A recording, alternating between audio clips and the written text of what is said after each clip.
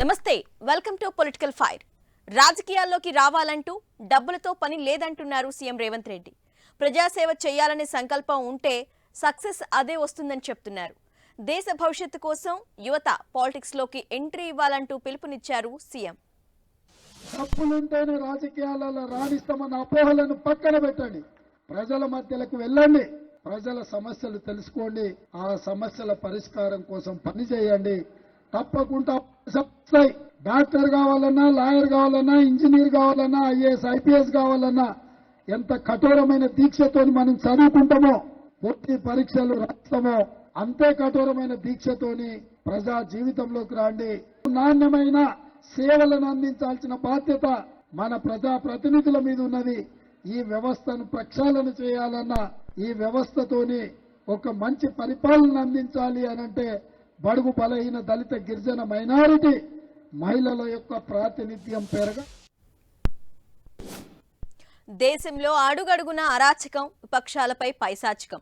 NDA ప్రభుత్వ నిరంకుశ పాలనకు ఇదే నిదర్శనం అంటున్నారు తెలంగాణ డిప్యూటీ సీఎం భట్టి విక్రమార్క. పార్లమెంటుపై దాడి అంటే దేశంపై దాడి జరిగినట్టేనన్నారు. అలాంటిది అసలు పార్లమెంటుపై దాడే జరిగినట్లు ప్రధాని, హోంమంత్రి వ్యవహరిస్తున్నారని మండిపడ్డారు. భారత పార్లమెంటు పైన దాడి జరిగితే ఆ దాడికి సంబంధించిన సమాచారం పైన జరుగుతున్నటువంటి పరిణామాలపైన భారత పార్లమెంటు సభ్యులు ఈ దేశాన్ని పాలిస్తున్నటువంటి ప్రధానమంత్రిని, హోంమంత్రిని కనీసం ఒక స్టేట్మెంట్ అయినా ఈ సభలో ఇవ్వాల్సిన బాధ్యత మీ అందరిపైన ఉంది.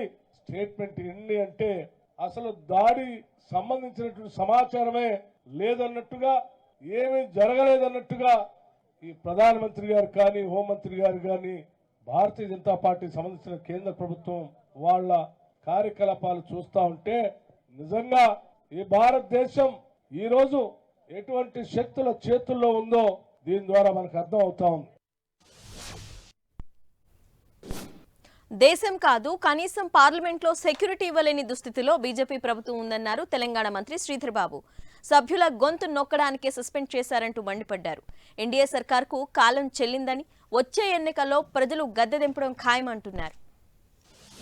నియంతృత్వ ధోరణిలో మరి పార్లమెంటుపై జరిగిన దాడిలో సమాధానం చెప్పలేని పరిస్థితిలో ఈరోజు దానిపైన చర్చ కావాలి. ఈరోజు అత్యుత్తమైన పార్లమెంటు వ్యవస్థలో మన పార్లమెంట్లో జొరబడి ఈరోజు అగంతకులు వచ్చి పార్లమెంట్లో దూకి ఈరోజు కనీసం పార్లమెంట్లో కూడా సెక్యూరిటీ ఇవ్వలేని దౌర్భాగ్య పరిస్థితిలో ఈరోజు ఎన్డీఏ బీజేపీ ప్రభుత్వం ఉన్నదంటే పార్లమెంటు సభ్యుల గొంతు నొక్కటానికి ఈరోజు మరి వారి నుంచి సభ నుంచి సస్పెండ్ చేయడం అనేది సరికాదు.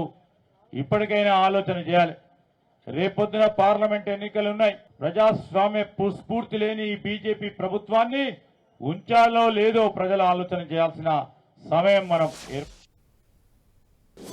పార్లమెంటులో ఎంపీలను సస్పెండ్ చేసినట్టే మిమ్మల్ని ప్రజలు సస్పెండ్ చేస్తారంటూ మంత్రి జూపల్లి కౌంటర్ విసిరారు. బీజేపీ నేతలకు ప్రజలు బుద్ధి చెప్పే సమయం ఆసన్నమైందన్నారు. బీఆర్ఎస్ పాలనలో ప్రశాంతంగా ఉన్న రాష్ట్రాలు అల్లకల్లోలమవుతున్నాయని విమర్శించారు. భారత పార్లమెంటు పైన దాడి జరిగితే సభలోకి ప్రవేశించి ఒక దుర్మార్గం చర్యకు పాల్పడితే మీరు ఏం సందేశం ఇవ్వాలి?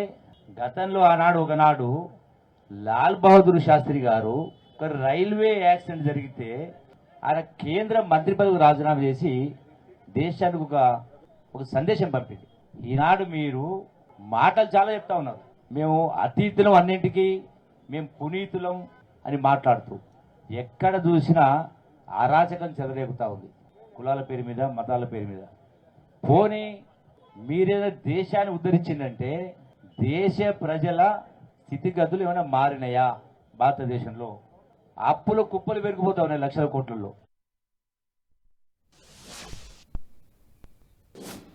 మీరే తప్పు చేసి విపక్ష సభ్యుల్ని సస్పెండ్ చేస్తారా అంటూ నిలదీశారు కాంగ్రెస్ నేత విహెచ్. విజిటర్ పాస్ ఇచ్చిన బీజేపీ ఎంపీపై ఎందుకు యాక్షన్ తీసుకోలేదంటూ నిప్పులు చెరిగారు. తన జీవితంలో ఇలాంటి రాజకీయాలను తానెప్పుడు చూడలేదన్నారు విహెచ్. 43 పార్లమెంట్ మెంబర్లను సస్పెండ్ చేయడం అధికారం ఇచ్చారు. చేసింది తప్పు మీరు. మీ పార్లమెంట్ మెంబరే లోపలికి విసిరాన్ని పంపించాడు. అక్కడ సృష్టించారు. అక్కడ ఏమైనా జరిగిందంటే ఎంతమంది చనిపోతుందండి? అది కూడా ఏది గతంలో ఒక పార్లమెంట్లో అదే రోజు జరిగింది. అంటే మీరు దాని మీద కూడా ఆలోచన చేయలేదు. ఒక ఆలోచన ఉండాలి కదా, మళ్ళీ ఏదన్నా జరగవచ్చు అని. ఇంటెలిజెన్స్ ఫెయిలియర్ అయినట్టే కదా. ఇది మీరు బాధ్యత వహించే బదులు అందరినీ బయటికి పంపించేసి మీ ఎంపీని సేవ్ చేయాలని పార్లమెంట్ లో నువ్వు అడిగిన దానికి జవాబు చెప్పు అడిగే హక్కున్నది మాకు. ఎవరైతే విజిటర్ పాస్ ఇచ్చిన ఎందుకు సస్పెండ్ చేయలే? అధికారులను చేసేస్తున్నాం. కాగితం ఇచ్చినోనికి ఏం లేదా? వా, ఎవడైతే లోపల పంపించినోనికి ఏం లేదట. అధికారులను సస్పెండ్ చేస్తే లాభమేంది? మీ ఎంపీ తప్పు చేసిండు, అదే వేరే ఎంపీ తప్పు చేస్తే దేశద్రోహి లోపల వేయండి, జీవితాంతం జైలు వేయండి అందరూ. ఏమిటిది? ఒక దిక్కు సస్పెండ్, ఇంకో దిక్కు బిల్లు పాస్ చేసుకుంటారు. నేనైతే నా జీవితంలో ఎన్నడూ చూడలేదు ఇది. బీజేపీ సర్కార్ దేశంలో నిరంకుశ పాలన కొనసాగిస్తుందని మంత్రి పొన్ని ప్రభాకర్ విమర్శించారు. దేవాలయం లాంటి పార్లమెంటుపై దాడి చేస్తే ప్రశ్నించకూడదా అంటూ నిలదీశారు. పార్లమెంటులో సెక్యూరిటీని గాలికి వదిలేశారని ఫైర్ అయ్యారు. పార్లమెంటులో జరిగినటువంటి దాన్ని ప్రశ్నించినటువంటి పార్లమెంటు సభ్యులను బహిష్కరించిన తీరు, ఈ ప్రభుత్వం నియంత్రితంగా ఏ విధంగా చర్చకు భయపడుతుంది అనే అంశం మీద దేశవ్యాప్తంగా కాంగ్రెస్ పార్టీ ఈరోజు ధర్నా చేస్తా ఉంది. ఈ ప్రజాస్వామ్యంలో ప్రజలతో ఎన్నుకోబడి యావత్ దేశంలో ప్రజాస్వామ్యానికి దేవాలయమైనటువంటి పార్లమెంటులో పైనుండి కిందికి దూకి పార్లమెంటు సభ్యుల మధ్యలో టియర్ గ్యాస్ పొగ బాంబులు వేస్తే ఆ అంశం మీద స్పందించి హోంమంత్రి రాజీనామా చేసి పార్లమెంటుతో పాటుగా యావత్ దేశానికి జవాబు చెప్పాల్సినటువంటి నరేంద్ర మోడీ గారి ప్రభుత్వం ఈ అంశాన్ని అడిగినటువంటి పార్లమెంటు సభ్యుల్ని దేశ చరిత్రలో ఎన్నడూ కూడా ఆంగ్లేయులు పరిపాలించినాడు కూడా లేనటువంటి విధంగా నియంతృత్వంగా ఒకటే రోజు 90 మందిని మొత్తం 150 మందిని పార్లమెంట్ నుంచి బయటికి పంపి బిల్లులు పాస్ చేసుకున్నటువంటి నియంతృత్వ ప్రభుత్వం. ప్రతిపక్షాలను ఎదుర్కోలేక ఎంపీలను సస్పెండ్ చేశారంటూ ప్రొఫెసర్ కోదండరాం ఆరోపించారు. సభలో విపక్షాలను వెళ్లగొట్టి చట్టాలను చేస్తారా అంటూ నిలదీశారు. ఇదెక్కడి ప్రజాస్వామ్యమని ప్రొఫెసర్ కోదండరాం ప్రశ్నించారు. పార్లమెంటు ఘటనకు సంబంధించిన ఒక స్పష్టీకరణ హోంమంత్రిని కోరటం చాలా సహజము. బాధ్యతగా సమాధానం చెప్పాల్సినటువంటి అవసరం కూడా ఉంది ప్రభుత్వం పైన. అయినప్పటికీ కూడా మరి ఆ సమాధానం చెప్పకపోగా ఉన్న సభ్యులందరినీ సభ నుంచి గెంటేయటం, దాదాపు 150 మంది. ఈ వైఖరిని తీవ్రంగా ఖండిస్తున్నాం. 150 మంది ఎమ్మెల్యేలను, ఎంపీలను వెంటనే మళ్లీ సభలోకి పిలవాలని, ఇందుకు బాధ్యులైనటువంటి వారిపైన చర్యలు తీసుకోవాలని ఇవాళ మనం అందరం కూడా ముక్తకంఠంతో నినదించవలసిన అవసరం ఉంది. ప్రతిపక్ష పార్టీల ఎంపీలందరినీ బయటికి గెంటి సభ నడపటం అనేది ప్రజాస్వామ్యానికే ఒక మచ్చ తెచ్చేటువంటి పరిస్థితి. అందుకని ఇట్లాంటి దాడిని తీవ్రంగా అందరం కూడా ఖండించాలి. అందరూ కూడా కూర్చొని చర్చ చేసి బిల్లులు పాస్ చేయాలి, కానీ ఏకపక్షంగా బిల్లులను బలవంతంగా ఆమోదింపజేసుకోవటం సరి అయిన పద్ధతి కాదని ఈ సందర్భంగా బీజేపీ ప్రభుత్వం అనుసరించినటువంటి వైఖరిని ఖండిస్తూ ఎంపీల మీద సస్పెన్షన్ను వెంటనే ఎత్తివేయాలని కూడా. రాజ్యాంగబద్ధ పదవిలో ఉంటూ ఎన్నికల ప్రచారం చేసిన బక్కి వెంకటయ్యపై చర్యలు తీసుకోవాలని బీజేపీ నేత రఘునందన్ రావు డిమాండ్ చేస్తున్నారు. ఈ మేరకు తెలంగాణ గవర్నర్ను కలిసి కంప్లైంట్ కూడా చేశారు. రాజ్యాంగబద్ధమైన పదవిలో ఉంటూ ప్రభుత్వ వాహనాన్ని వాడుతూ ఎన్నికల ప్రచారం ఎలా చేస్తారంటూ నిలదీశారు రఘునందన్ రావు. రాజ్యాంగబద్ధమైనటువంటి పదవి లోపల బాధ్యత తీసుకున్నటువంటి వ్యక్తులు ఎన్నికల ప్రచారంలో పాల్గొనకూడదు.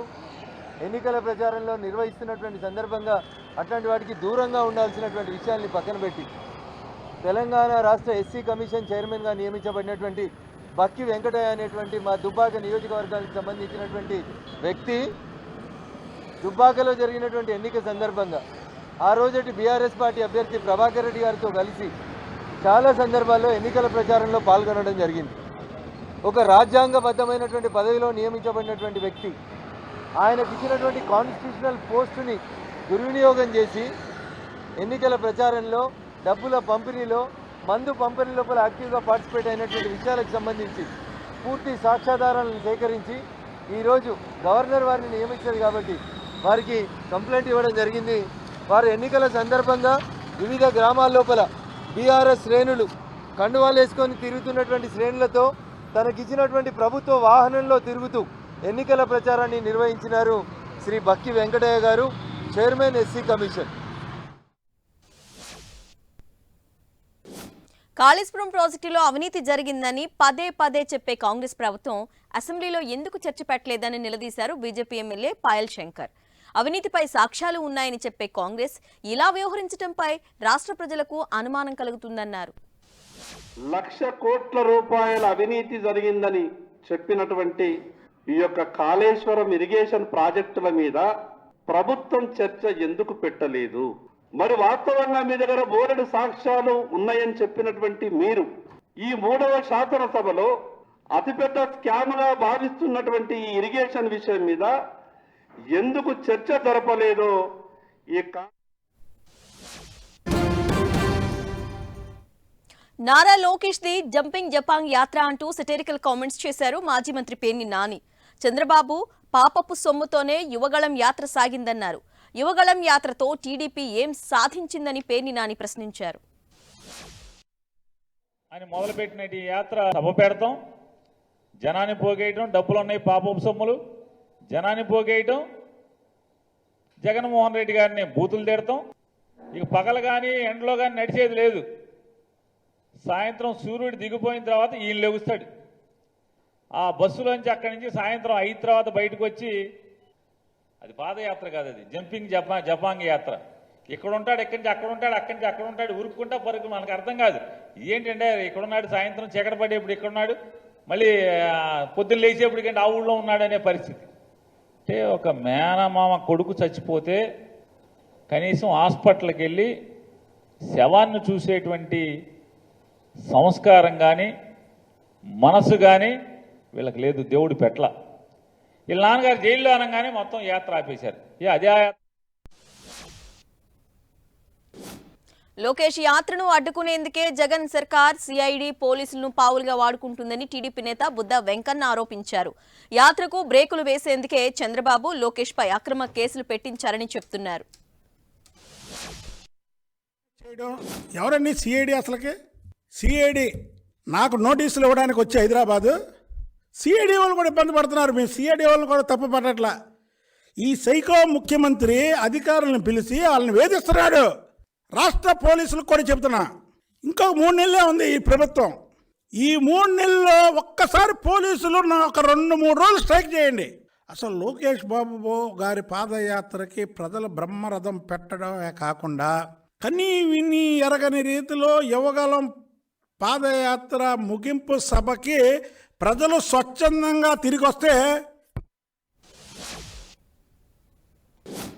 ఏపీలో రాజకీయ మనుగడ కోసమే చంద్రబాబు పావులు కదుపుతున్నారని మంత్రి మేరుగు నాగార్జున అంటున్నారు.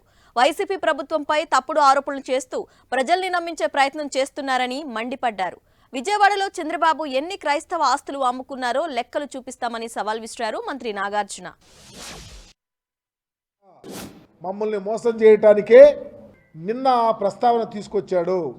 చంద్రబాబుకు దమ్ముంటే నాతో వస్తే నీ పార్టీ వాళ్ళు నీ వాళ్ళు క్రైస్తవ ఆస్తులను ఎంత కొల్లగొట్టారో, ఎంత అమ్ముకున్నారో, మా ఆస్తులను క్రైస్తవులు ఎక్కడో పేదవారికి సహాయం చేయాలని ఇతర దేశాల నుంచి వచ్చి మిస్టరీలు ఎక్కడ పెడితే ఆ ఆస్తులను మీరు ఎంత అమ్ముకున్నారో చూపిస్తాకి సిద్ధంగా ఉన్నా, బహిరంగ చర్చకు సిద్ధంగా ఉన్నావా చంద్రబాబు? సవాల్ చేస్తా ఉన్నా. దళిత క్రైస్తవులకు సంబంధించి కానీ క్రిస్టియన్స్కి సంబంధించినటువంటి మైనారిటీలకు సంబంధించిన ఆస్తులు చంద్రబాబు నాయుడు, చంద్రబాబు మంత్రివర్గంలో ఉన్న వాళ్ళు కొల్లగొట్టారు.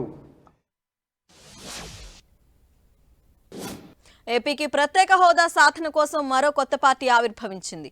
స్పెషల్ స్టేటస్ లక్ష్యంగా జై భారత్ నేషనల్ పార్టీని తీసుకొచ్చారు జడి లక్ష్మీనారాయణ. బూటకపు ప్రచారాలను సమాధి చేస్తామంటున్నారు. పెత్తందారులను మార్చేస్తాం కానీ బానిసత్వం నడుస్తూనే ఉందన్నారు సిబిఐ మాజీ జేడీ లక్ష్మీనారాయణ. నిరుద్యోగానికి ప్రధానమైన కారణం నా ఉద్దేశంలో ప్రత్యేక హోదా రాకపోవడం. ఒకరేమో ప్రత్యేక హోదా వద్దన్నారు, ప్యాకేజీ ముద్దన్నారు. మరొకరు కేంద్రం మెడలు వంచి ప్రత్యేక హోదా తెస్తామన్నారు. ఇంకొకరు తలలు తెగిలి పడిపోయినా పర్వాలేదు కానీ హమ్ లడేంగే అన్నారు. హోదా రాలేదు, ప్యాకేజీ రాలేదు, మెడలు వంగలేదు, తలలు తెగి పడింది లేదు. మనకు మిగిలింది నిరుద్యోగం. 3 సార్లు మనకు అవకాశం వచ్చింది ప్రత్యేక హోదా అడగడానికి, కానీ అడిగే ధైర్యం ఎవరికీ లేదు. రైతు భరోసా కేంద్రాలను వైసీపీ సర్కార్ కుంభకోణాలకు నిలయంగా మార్చిందని జనసేన నేత నాదెండ్ల మనోహర్ ఆరోపించారు. అద్దె భవనాల్లో నిర్వహించే రైతు కేంద్రాలకు అద్దె కూడా ఇవ్వడం లేదంటూ మండిపడ్డారు. జగన్ పాలనలో అన్నదాతలు అన్యాయమైపోయారని విమర్శించారు. ఈ రోజున రైతుకి కనీసం ఇన్సూరెన్స్ పథకం కూడా వర్తించకుండా ఈరోజు అనేక మంది, లక్షల మంది రైతులు నష్టపోయారు. క్షేత్రస్థాయిలో ఉన్న ఈ రైతు భరోసా కేంద్రాల్లో న్యాయం జరగడం లేదు, నమోదు కూడా చేసుకోలేకపోతున్నారు వాళ్ళు. ఆ ఇబ్బందికరమైన పరిస్థితి ఎందుకు వచ్చిందంటే కనీసం అక్కడ సిబ్బంది లేరు కాబట్టి.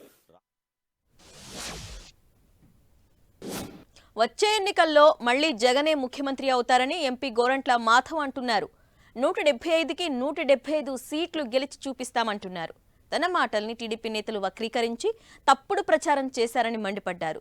శబ్ద నిర్మాణంలో వచ్చిన దోషమే తప్ప తన తప్పేమీ లేదంటున్నారు.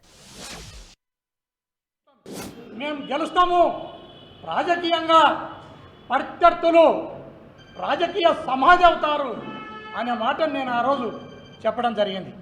ఆ మాట చెప్పేటప్పుడు వాక్య నిర్మాణం కుంటుపడింది, ఉచ్చారణలో దోషం వచ్చింది. దాన్ని తెలుగుదేశం పార్టీ వాళ్ళు రకరకాల వక్ర భాష్యం చెప్తూ దానికి రకరకాలుగా ఏదేదో మాట్లాడుతున్నారు.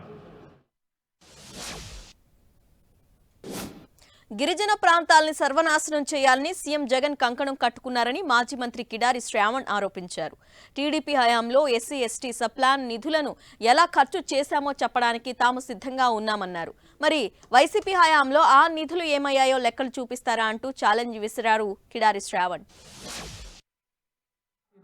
ప్రాంతం అంతా కూడా ఉంది. రంపచోడవరం దగ్గర నుంచి ఆ పాడేరు కానీ, అరకు కానీ, ఇక్కడ పాలకొండ కానీ, సాలూరు కానీ, కురుపం కానీ, ఇదంతా లేకపోతే అక్కడ ఉన్నటువంటి పోలవరం కానీ, అన్ని ప్రదేశాల్లో కూడా సమస్యలు ఎక్కడ అడుగు తీసి అడిగేస్తే సమస్యలే స్వాగతం పలిగేటువంటి పరిస్థితిలో ఈరోజు జగన్ రథ చక్రాలకు ఎవరూ బ్రేకులు వేయలేరని వైసీపీ ఎమ్మెల్సీ ఇక్బాల్ ఛాలెంజ్ విసురుతున్నారు. ప్రజల కోసం తపన పడుతోన్న జగన్ను ఓడించేందుకు చంద్రబాబు, పవన్, బీజేపీ నాయకులు కుట్రలు చేస్తున్నాయంటూ మండిపడ్డారు. ఎవరెన్ని కుట్రలు చేసినా మళ్లీ వైసీపీ ప్రభుత్వమే గెలుస్తుందని, జగన్ పాలనే వస్తుందన్నారు ఎమ్మెల్సీ ఇక్బాల్. చంద్రబాబు నాయుడు గారు, బీజేపీ పార్టీ వాళ్ళది ఎప్పుడు కూడా ఏ విధంగా ఇదిగో ప్రజల కోసం తపన పడుతున్న ముఖ్యమంత్రిని ఏ విధంగా మనం ఎదుర్కొనగలం, ఈయన జగనన్న రథ చక్రాలను ఏ విధంగా మనం బ్రేక్ వేయగలం, ఏ విధంగా మనం పవన్ కళ్యాణ్ గారేమో నేను బీజేపీతో పొత్తు అంటారు, ఒకసారి ఆయన సీఎం అవుతానంటాడు, ఒకసారి నేను అసెంబ్లీలో కూడా అడుగు పెట్టలేను అంటాడు. ఇది వాళ్ళ political fire. Keep watching 10 TV, the unbiased news channel.